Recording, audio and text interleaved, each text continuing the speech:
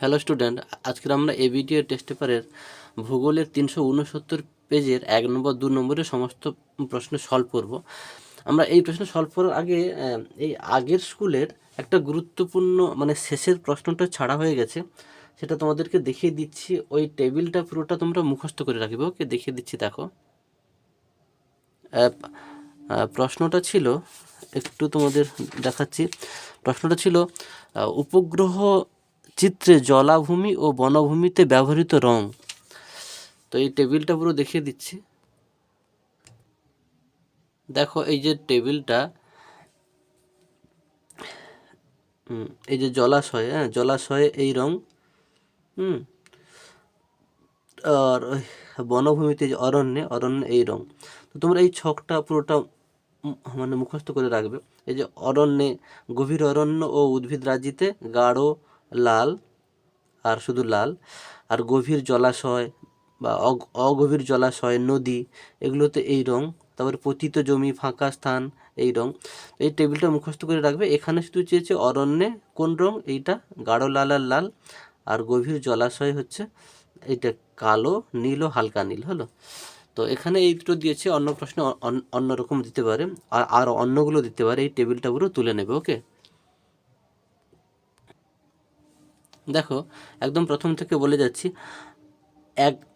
আরোহণ ও অবরোহণ প্রক্রিয়ার সম্মিলিত ফল হলো পর্যায়ন। তার পরের প্রশ্ন, নদীর গতিবেগ দ্বিগুণ বেড়ে গেলে তার বহন ক্ষমতা বাড়ে 64 গুণ। তারপরের প্রশ্ন, যে পর্বতে সবথেকে বেশি পার্বত্য হিমবাহ দেখা যায় সেটি হলো আন্দিজ।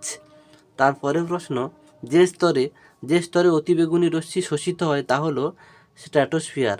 তারপরের প্রশ্ন, চীন সাগরের বিধ্বংসী ঝড়কে বলা হয় টাইফুন। তারপরের প্রশ্ন, পৃথিবীর কেন্দ্রাতিক বলের প্রভাবে যে জোয়ার হয় তা হলো গৌণ জোয়ার।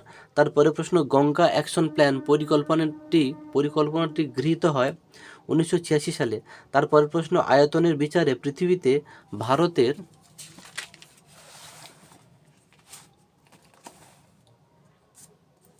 ভারতের স্থান, এটা হবে 7ম।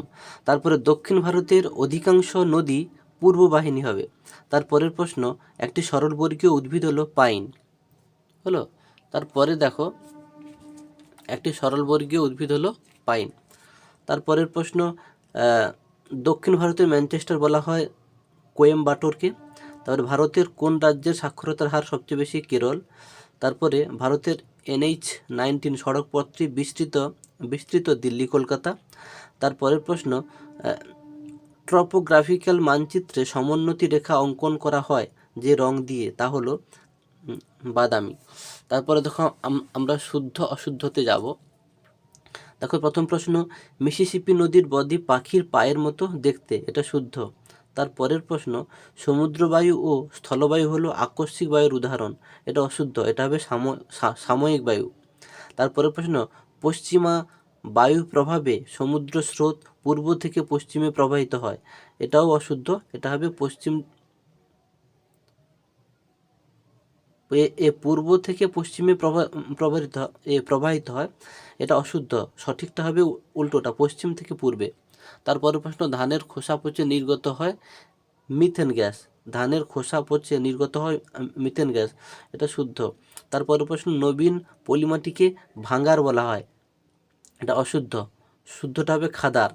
তারপরের প্রশ্ন, দারিদ্র্য ও অশিক্ষা জনসংখ্যার দ্রুত বৃদ্ধির জন্য দায়ী, এটা হবে শুদ্ধ। তারপরে আরএফ, এটা আরএফ সমান 1:10 লক্ষ, এটাও শুদ্ধ। তারপরে দেখো শূন্যস্থান পূরণ করব আমরা। দেখো শূন্যস্থান পূরণ, একদম প্রথম প্রশ্ন, মরু অঞ্চলে বায়ু ও জলাধার মিলিত কার্যের ফলে পেডিমেন্টের সম্মুখে গড়ে ওঠা সঞ্চয়জাত ভূমিরূপ হলো, এটা হবে বাজাদা। তারপরের প্রশ্ন, হিমবাহের প্রবাহের দিক মসৃণ ও বিপরীত দিক অমসৃণ হলে তাকে বলে রসে মোতানে।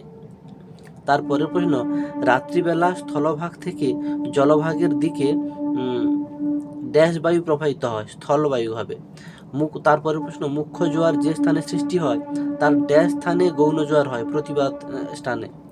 তার পরের প্রশ্ন, ভারতের বৃহত্তম হ্রদ হলো লোকটাক হ্রদ। তারপরের প্রশ্ন, পূর্ব ভারতের বৃহত্তম পেট্রো রসায়ন শিল্পকেন্দ্রটি হলো হলদিয়া। তারপরের প্রশ্ন, ভারতের মহাকাশ গবেষণা সংস্থা কোথায় অবস্থিত? বেঙ্গালুরুতে। তারপরে দেখো আমরা একটি বা দুটি বাক্যে উত্তর দেবো। দেখো একদম প্রথম প্রশ্ন, শুষ্ক অঞ্চলের গিরিখাতকে কি বলে? বলে ওয়াদি। তারপরে প্রশ্ন, দুই ক্রান্তীয় রেখার মধ্যবর্তী তাপমণ্ডলকে কি বলে? উষ্ণমণ্ডল। তারপরে প্রশ্ন, প্রশান্ত মহাসাগরের একটি শীতল ও একটি উষ্ণ স্রোতের নাম লেখো। শীতল হচ্ছে বেরিং আর উষ্ণ হচ্ছে কুরোশিও। তারপরের প্রশ্ন, ডিডিটি এর পুরো অর্থ কি?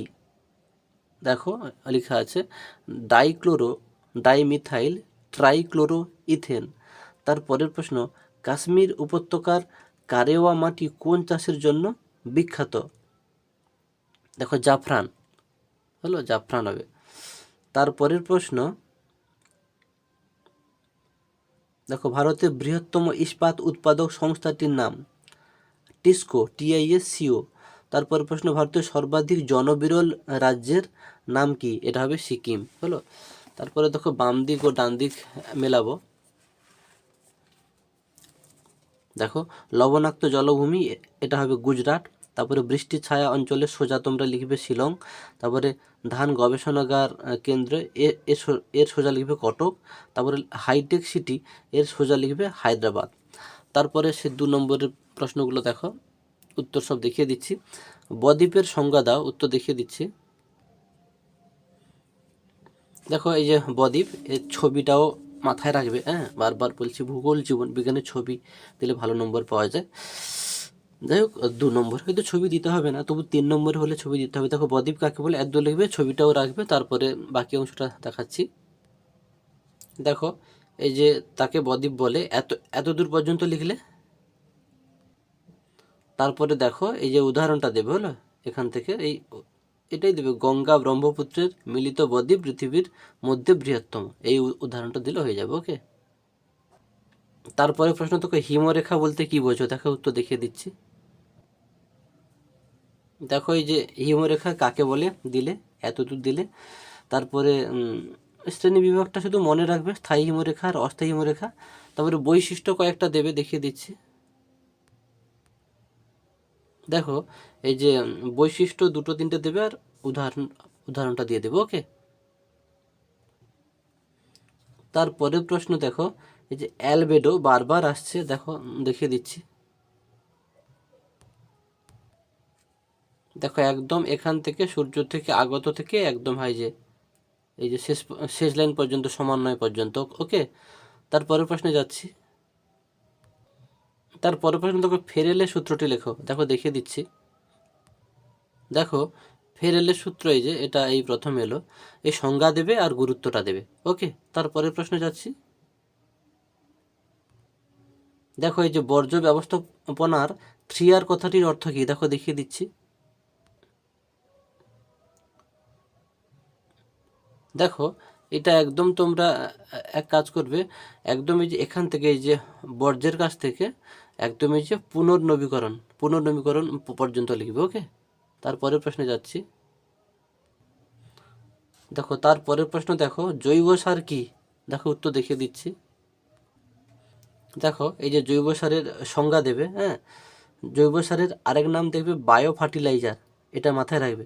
আচ্ছা তারপরে গুরুত্ব দেবে, গুরুত্বের বাকি অংশটা দেখিয়ে দিচ্ছি। দেখো তারপরে এই সুরক্ষিত রাখে পর্যন্ত, হ্যাঁ, এই পর্যন্ত লিখবে। তারপরের প্রশ্নে যাচ্ছি।